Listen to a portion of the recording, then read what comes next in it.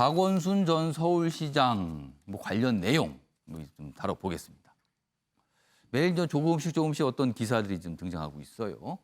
잠금 풀린 박원순 휴대전화 포렌식 분석 2, 3일 걸릴 듯하다. 일단 전화 하나가 확보가 된 상태죠, 경찰에서요. 근데 이게 이제 어떻게 보면 관용 전화다. 그러니까 공식적으로 쓰는 전화로 좀 알려져 있어요. 당초 수개월 소요, 그러니까 이 비밀번호를 풀 때 수개월이 걸릴 거다. 이런 예측이었었는데 피해자 측 제보로 암호를 해제했습니다. 그러니까 열어볼 수 있는 겁니다. 그런데요, 경찰은 기간을 한정해 사망 경위 관련만 통화 내역 등을 살핀다. 그러니까 이 핸드폰을 통해서 알 수 있는 내용이 여러 가지가 있을 텐데 그중에서 이 사망 경위 관련된 내용만 보겠다는 거예요. 그럼 다른 거는 안 된다는 거죠. 영장 기각된 성추행 방조 수사 난관이다. 영장 재신청 검토다. 관련 기사 하나 더 보겠습니다. 박 휴대폰서 스모킹건 나오면 법정서 쓸 수 있나? 여기서 말한 스모킹건은 성추행 의혹과 관련된 스모킹건을 말하는 겁니다. 그런데요, 여기 보면 경찰 수사 범위 사망 경위에 한정된다. 앞서서 봤죠? 유족과 합의된 자료만 볼 수 있어서 약간 좀 뭔가 한계가 있다는 거죠. 영장 재신청은 수사 상황 보고 결정한다. 이렇게 돼 있습니다. 자, 전하람 변호사. 이게 무슨 얘기입니까? 한정된다라는 거. 이거 좀 더 자세히 좀 설명해 주세요. 네, 지금 우선 보면 지금 경찰에 수사하고 있는 것은 크게 세 가지입니다. 예. 이제 사망 경위와 관련한 부분, 사망 경위에 대한 의혹. 그다음에 두 번째는 서울시의 성추행 방조가 있었는지, 그리고 세 번째는 피해자에 대한 2차 가해가 있었는지에 대한 부분입니다.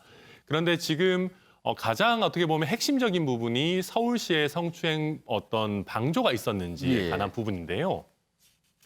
이 부분에 대해서는 경찰에서 어떻게 보면 강제적으로 이 부분을 확인하기 위해서 법원에 영장을 신청했었습니다. 그런데 법원에서 이 영장을 기각했기 때문에 이 부분에 대해서는 경찰이 자기 임의로 열어볼 수는 없고 유족 측, 즉 박원순 전 시장의 변호인과 그 유족 측의 합의가 있어서 그쪽의 협조를 얻어야만 들여다볼 수 있는 그런 상황입니다. 그러니까 그 휴대전화 안에 그와 관련된 내용이 있다고 보여줘도 그거를 자세히 들여다보려면 합의가 있어야 된다. 네, 맞습니다. 다만 이제 현실적으로는 자료들을 보다 보면 사망 경위를 위해서 보더라도 이런 부분을 경찰이 어느 정도 알게 될 수도 있어요. 왜냐하면 이제 사망 경위를 보다 보면 이제 여러 가지 문자 메시지라든지 통화 기록이라든지 이런 걸 봐야 되기 때문에 간접적으로 이런 부분들에 대해서 알게 될 수는 있겠습니다만은 설령 그렇다 하더라도 법원에 적법한 영장이 없는 이상 이 부분은 법원에서 증거로 사용할 수도 없고 이 부분을 언론이라든지 국민들께 공개하는 부분에 있어서도 당연히 제한이 있을 수밖에 없는 어떤 증거나 자료가 될 수 없다는 거네요. 네, 그렇습니다. 그러면은 앞선 기사에 스모킹건 했는데 스모킹건이 안 되는 거잖아요. 그러면은 이거는. 네, 이게 물론 아까 말씀드린 것처럼 사망 경위를 알기 위한 과정에서 어느 정도 이게 조금 간접적으로 드러날 수는 있겠습니다만은 정상적인 형태로 특히 법원에 제출되거나 아니면 서울시의 관계자들에 대해서 수사를 이어나가는 용도로 사용되기에는 분명한 한계가 있는 겁니다. 그렇기 때문에 지금 이 성추행 의혹과 관련해서는 공소권 없음이 됐잖아요. 그러니까 그 부분 자체는 지금 수사가 안 된단 말이에요. 그런데 예를 들어서 방임, 방조, 묵인 이런 거 관련해서는 수사가 가능하지만 지금 그와 관련한 영장을 신청했는데 받아들이지 않았거든요. 네, 그럼 그 부분이 굉장히 중요한 부분이네요. 예, 그렇습니다. 그래서 그 부분에 대한 수사라든지 제대로 된, 물론 임의적인 수사는 할 수 있습니다. 관련한 참고인을 불러서 얘기를 듣고 하는 것은 가능하지만 가장 중요한 거는 물증이 있는지를 확인하고 또 물증이 있으면 그것을 사용할 수 있어야만 제대로 된 수사가 될 수 있기 때문에 그래서 이제 수사팀 관계자들도 어느 정도 사망 경위에 관해서 좀 조사를 하다가 뭔가 구체적인 게 있을 것 같다라고 하고 이 부분에 대해서 의혹이 계속 해소가 되지 않는다라고 하면 분명히 어떤 영장 재청구라든지 이런 부분을 검토하지 않을까 싶습니다. 자, 이와 관련된 기사 하나 더 있습니다. 보시죠. 어제 청와대 대변인이 한 얘기예요.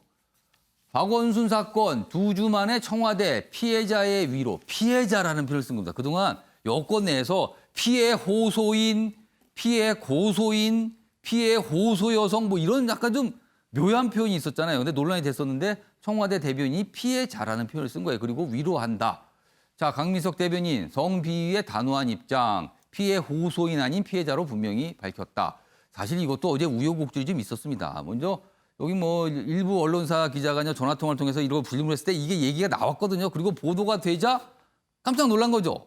이게 청와대 공식 입장입니까? 뭡니까? 그래서 대변인이 추가 설명을 한 거예요. 청와대 입장이 아니라 이거는 본인 개인적인 입장에서 이런 설명을 한 거다. 그런데 이제 언론에서는 청와대 분위기가 아니냐 뭐 이렇게 좀 또 해석도 하고 있습니다. 그래서 어제 좀 우여곡절이 있었어요. 이 부분이. 김용락 교수님. 예. 피해자란 말 쓰기가 참 어렵게 여기까지 온 것 같아요, 지금.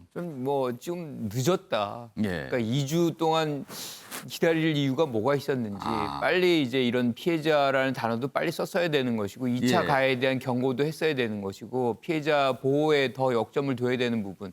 그리고 저는 공식 입장으로 받아들이고 싶어요. 제일 중요한 거는 지금 아까도 우리가 얘기를 했었지만 사실 지금 뭐 이 사망 관련해서만 지금 보고 있다 그러지만 실질적으로 다른 어떤 뭐 피소 사건 전달 뭐 이런 부분들이 검찰에서 진행이 되고 있기 때문에 사건은 알려질 수밖에 없다 이렇게 봅니다. 알겠습니다. 좀 어렵게 하면서 표현이 좀 등장을 했습니다. 자, 마무리하겠습니다. 이제 다음 주부터 본격적인 휴가철입니다. 보통 때 같으면 운전 조심, 물놀이 조심 이런 말씀만 드렸을 텐데요. 이번엔 한 가지가 더 있습니다. 바로 코로나 조심입니다. 마스크와 거리 두기 아직은요 휴가지에서도 예외는 아닙니다. 시청해 주신 여러분 고맙습니다.